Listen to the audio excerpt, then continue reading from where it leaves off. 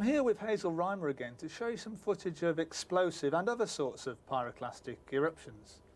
Now Hazel, pyroclastic eruptions are actually rather more dangerous than the usual kind of lava flows, aren't they? Oh, they are much more dangerous. You can't walk away from a pyroclastic eruption. Gases are driving an explosive eruption in most cases. This is Jaime, the eruption there. You can see the greatest hazard from this sort of eruption, of course, is scoria landing on the roofs and collapsing the roofs. Yeah, this is what would be called a fire fountain. It's the kind of stuff we saw in the previous video, except it's not in a fissure, it's an isolated vent. That's right, you can see the lava flow it's forming there, building up terrific thicknesses there of scoria. This is much the same thing, except seawater's got mixed with this. This is a phreatic eruption. Again, it's an Icelandic island. This is, in fact, is very famous. This is Surtsey, the eruption in 1963 when a new island formed. Basalt mixing with seawater makes it much more explosive than it would normally be. That's right. We saw a bomb there, and here are some more bombs landing. Some of those are quite small, but again, the largest ones are up to a metre or so. Here's another phreatic explosion.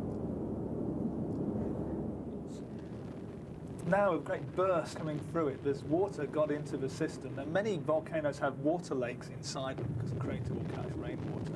And when water and magma mix, you get an explosive, steam-driven phreatic eruption like this. That's right. We saw the greyish-black crater lake sediments and the white steam from the crater lake itself there. There it goes again. It's a beautiful profile there, isn't it? There we can see the sediments and small bombs. Lots of trails left through the air by the bombs against that Yes. steam condensing. How high do you think this phreatic burst is reaching? It's hundreds of metres, surely. I think so, yes. There you can see the plume extending several kilometres up there. The thing to note there, we're on the upwind side. On the downwind side, that snow has been covered over by ash that's fallen out from the cloud. This is the worst side of the volcano to be when it's doing this sort of thing. A very sharp edge to the ash fall, isn't it? I mean, Yes. very easy to tell which way the wind was blowing. So we're moving away now from eruptions where water gets into the system. This is purely gas-driven. That was a small, isolated explosion. There's another one. This is the kind of eruption referred to as strombolian because it is characterised by a stromboli volcano. Not continuous like a fire fountain. Now this is an interesting one. Again, scales are something that's very difficult to get across. This vent is only about 2 metres across, something like that. We're looking down into a crater, quite a long way down. So we're looking down about 200 or 300 metres probably to this vent at the bottom of the crater. Pretty powerful telephoto lens. And the clouds of fine ash particles there, which were separated, are indicating discrete bursts rather than continuous venting from the volcano. That's right. You were there when this was shot, weren't you? I was. Hazel? This was about 5:30 in the morning. I have to admit that I wasn't awake for this eruption.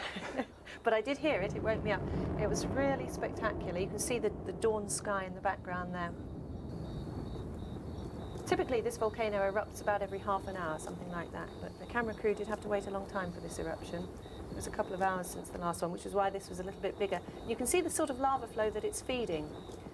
It's not anything like the sort of lava flows we were looking at earlier that are forming single discrete flows. This is made up of lots of different bombs. Would you call that a lava flow, or is it just detached blocks tumbling down the mountainside? It's a rubbly flow, I suppose, really. You see, these look a bit like lava flows once they've cooled. And this is what? This is andesite? It's not really basalt, is it? It's a basaltic andesite at this volcano. So halfway It's between halfway basalt between, and- exactly. Yes. You can see the individual blocks here. Some of them a metre or so across, some of them very much smaller. Human being for scale there, trying to pick out the older blocks to walk on. That block there was still very hot. You could feel the radiation coming from that. It doesn't look as though it's hot, but it had erupted half an hour or so earlier. Now, the kinds of volcanoes that are formed by explosive eruptions in general, mixed with a certain amount of lava flow, are very, very different to the kinds of volcanoes that basalt produces, aren't they? Yes, look at the classic profile of andesitic type volcanoes. Much steeper sides, very tall volcanoes. Stratocones. and often with snow on the top. Yeah, absolute picture postcard stuff. Isn't it just? These are very symmetrical, but often if they're aligned along rift systems, they only look symmetrical if you choose your angle properly.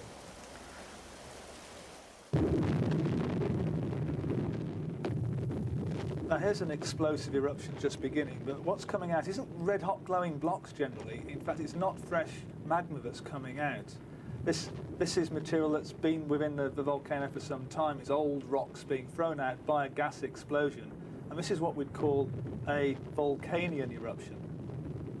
That's right. You can see the old blocks again that it's throwing out, but as you say, they're not molten. They're cold blocks.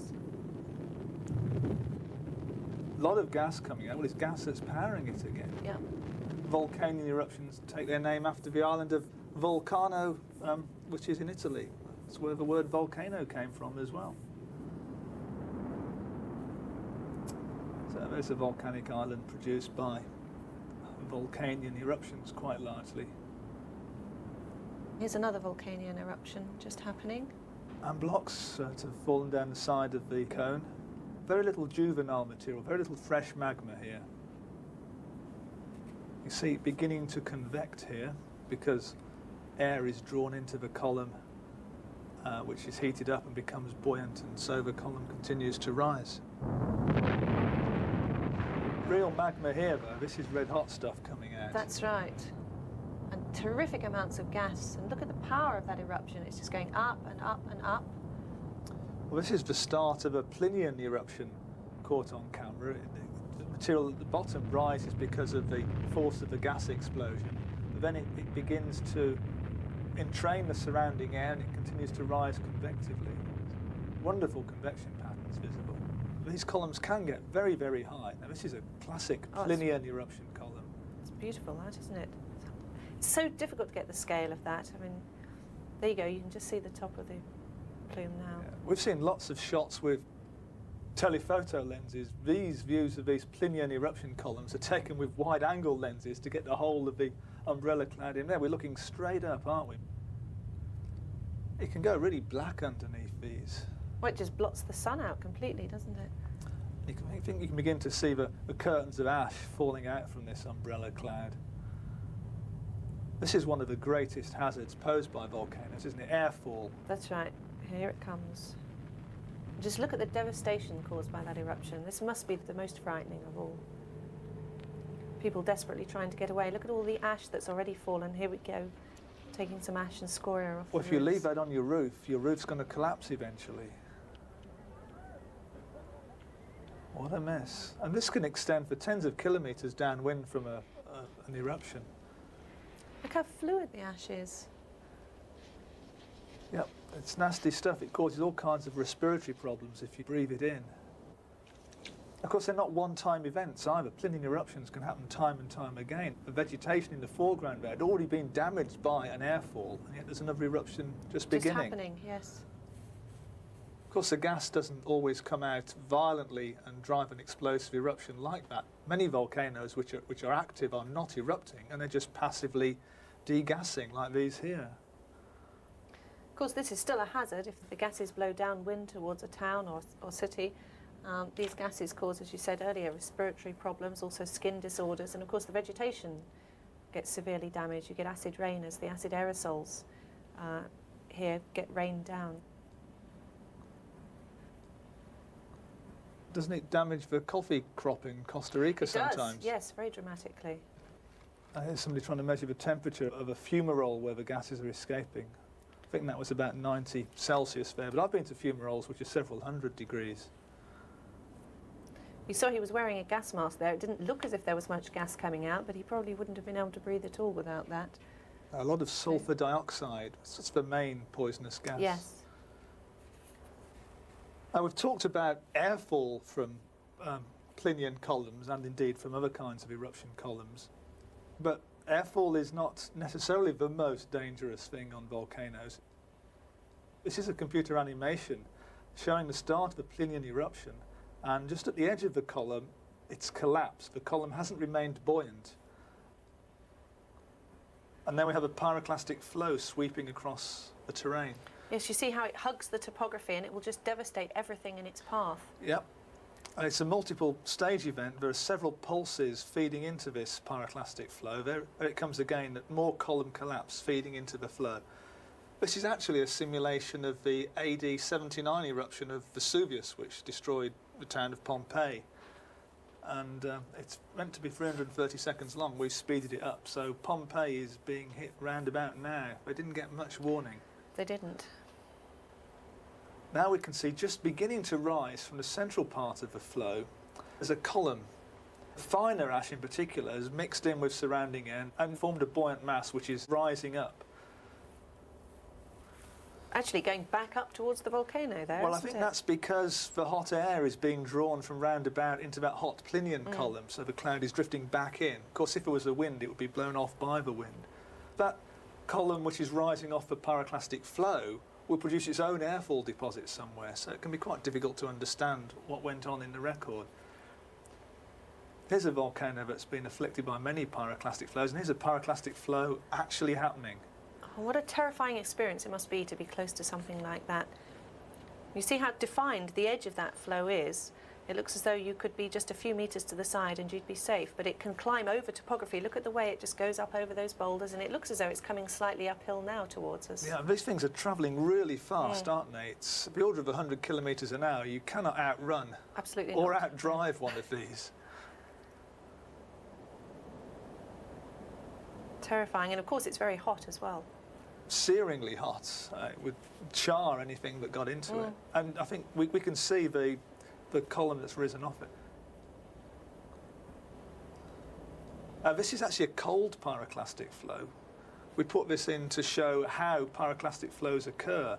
Steep, ashy slopes, something begins to tumble, and it feeds off itself. Little bouncing particles, behaves just like a fluid. So ash on steep slopes is very, very unstable. It can tumble off like this. And we'll see later, if it rains on it, you get an even worse hazard. Now here we go, here comes a block. This is a big one. This is the other way to get a pyroclastic flow, when a steep-sided dome collapses. It's generating a flow much like that small cold one we saw, but this is a real nasty one. And you see it's hardly being confined by that channel. I think it's actually coming down an old river valley there. It's down But a valley, it's filling it yeah. up and going out the sides, isn't Nothing it? in that valley survived. No, you could see some of the vegetation that had already been hit earlier. Somebody taking a wise precaution and Yes. running away as fast as he can. See the windscreen wipers going, indicating that there's a lot of rain and ash coming out of the sky, even though we can't really see it in this picture.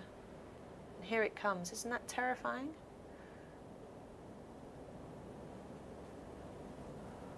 It's hard to tell whether the flow's advancing now or whether it's lifted off the ground and just feeding one of these columns rising off the flow. But I think shortly, if you look carefully, you can see more flow bursting forwards. Here it comes. There's still some forward motion in that now. And then curtains of ash Look beginning how to high rain it out. is. One of the things you didn't really see in that simulation was still how thick the flow was at this point. Of course, it will all settle down and not be quite as high as this in the end. Oh, this is a beautiful picture too, isn't it? This is a different flow now. This is one from Montserrat. And it's, again, fed by a collapsing dome, and it's flowing along that river valley. And indeed, when it hits the coast, it just carries on over the sea. It's amazing, isn't it? See all the steam coming off there. By looking at these sorts of eruptions, geologists can understand the deposits that they see. I mean, it must have been very difficult to imagine what a pyroclastic flow going over water would have looked like in the past, and now we can see it here on video, and now we can look at the deposits later. Yeah, what kind of deposit do you think that would have formed? We have to go and look. Yes. Look at that column that's risen off that flow. That's not a Plinian eruption column. That's a column that's risen off the hot pyroclastic flow, which was triggered by collapse of a steep dome. That's solid ground down there, isn't it? That's the ash delta that's built out by a whole series of pyroclastic flows coming down this valley that we can now see from a dome hidden away in the clouds there near the summit of the volcano. That's right, the volcano itself was way to the back, wasn't it, behind there? Exactly. And Just that used to look be at a that nice house. house. I'm sure it did. It's not worth much now, is it? You can see the pyroclastic flow, although travelling down the valley, has expanded beyond and destroyed this property. It's spilled over, destroyed the vegetation, property, everything around.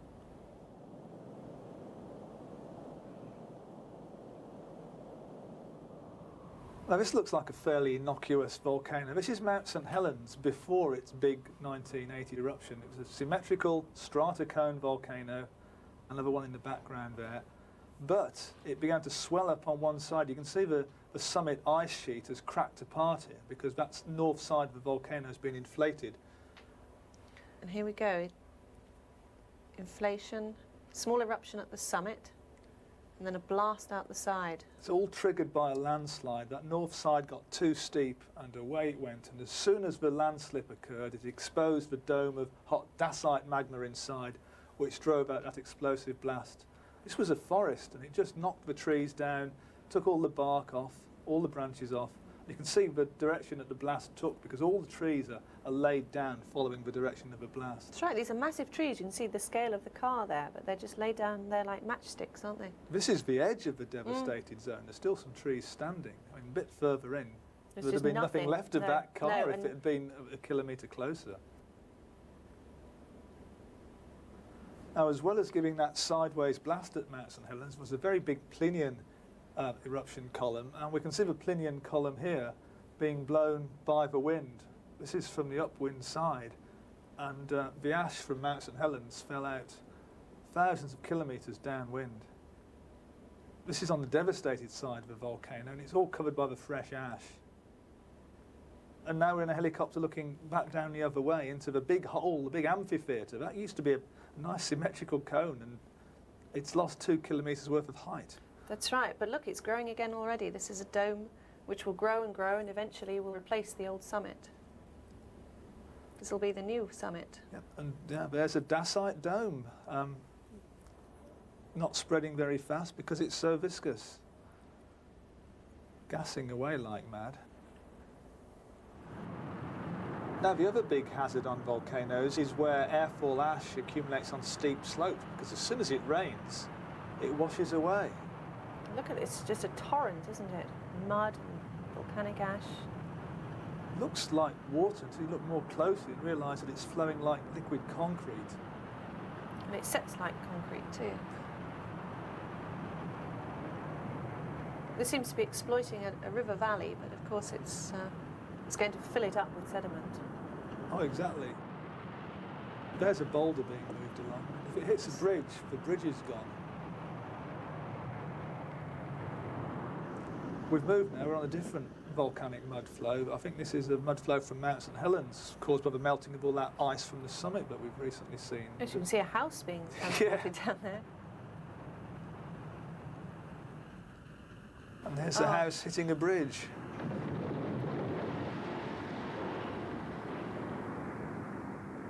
There's a bridge that's destroyed. So as well as being deadly if you're caught in one of these volcanic mud flows or lahars, they also take out the infrastructure. If the bridges and roads have gone, you've got no way of evacuating people or getting emergency aid back in. And the problems go on long after the eruption itself is finished, sometimes many years afterwards. Exactly. Well, I hope you've enjoyed these volcano videos, but also that they've helped you understand more clearly what goes on during an eruption and indeed after an eruption. Now, in the final part of the igneous text, I've tried to draw things together by putting igneous processes into a plate tectonic setting and trying also to relate them to even deeper seated processes than plate tectonics.